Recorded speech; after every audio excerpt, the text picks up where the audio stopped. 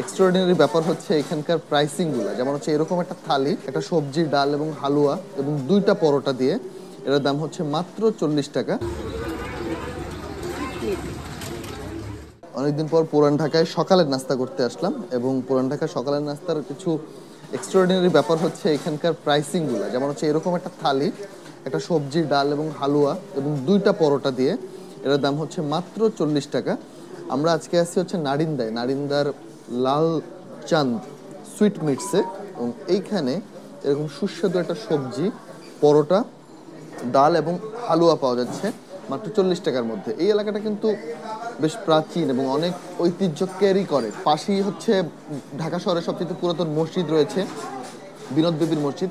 বেশ কয়েকটা পুরাতন বিরিয়ানি ঘর আছে এই এলাকায়, সেগুলো আমি আগে কভার করেছি, এগুলো আপনারা ভিডিওতে দেখবেন, আমার চ্যানেলেই আছে।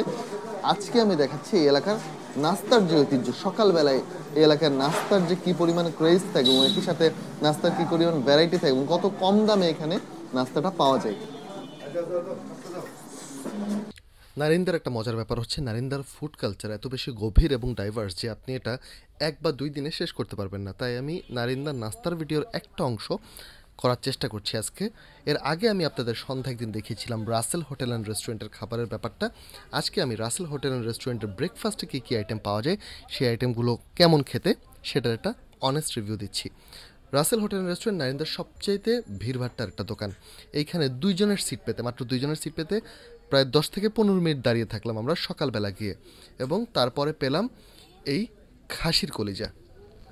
রাসেল হোটেলে 100 টাকায় খাসির কলিজা পাওয়া যায়, এবং তার সাথে যে এক্সট্রাটা দেয় সেটা দেখে আমি আসলে অবাকই হয়েছি। এতগুলো এক্সট্রা আমি ঢাকা শহরে কোনো দোকানে দিতে দেখি নাই।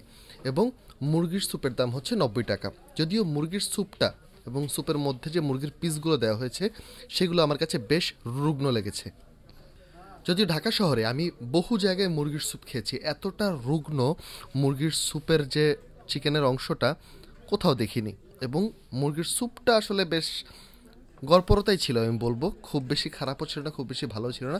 এটা কিন্তু এক্সট্রাটা যেটা একটু আগে দিয়ে গিয়েছেন আমাদের, আমার কাছে ব্যাপারটা খুব ফ্যাসিনেটিং লেগেছে যে খাসির কলিজা এতগুলো এক্সট্রা কোনো একটা দোকানে দিতে পারে, সেটা আমি কখনো ভাবিনি। রাসেল হোটেলে আমার যে মিক্সড এক্সপিরিয়েন্স সেটা কিন্তু 16 কলা পূর্ণ হয়ে যায় সন্ধ্যাবেলা আসলে। আপনারা যদি কেউ সন্ধ্যাবেলা রাসেল হোটেলের এক্সপিরিয়েন্স না নিয়ে থাকেন, আমি বলবো আপনারা অবশ্যই একদিন ট্রাই করবেন, কারণ সন্ধ্যাবেলাটায় রাসেল হোটেলের যে কাবাবগুলো থাকে এবং যেই দামে পাওয়া যায়, সেটা আসলে ভিডিও করেন বা না করেন, আমার মতো ফুড হান্টার যারা আছেন তাদের জন্য অসাধারণ একটা ডিল আমার কাছে মনে হয়। ধন্যবাদ সবাইকে। পুরান ঢাকার এরকম দারুণ দারুণ নাস্তার খোঁজ পেলে, যেখানে সস্তায় মোটামুটি পুরাতন কিছু ঐতিহ্যবাহী রাস্তায় দারুণ কোনো নাস্তা পাওয়া যায়, সেগুলো আমাকে অবশ্যই জানাবেন। আমি চেষ্টা করব নিজে গিয়ে সেইখানে ভিডিও করতে এবং খাবারটা চেখে দেখতে।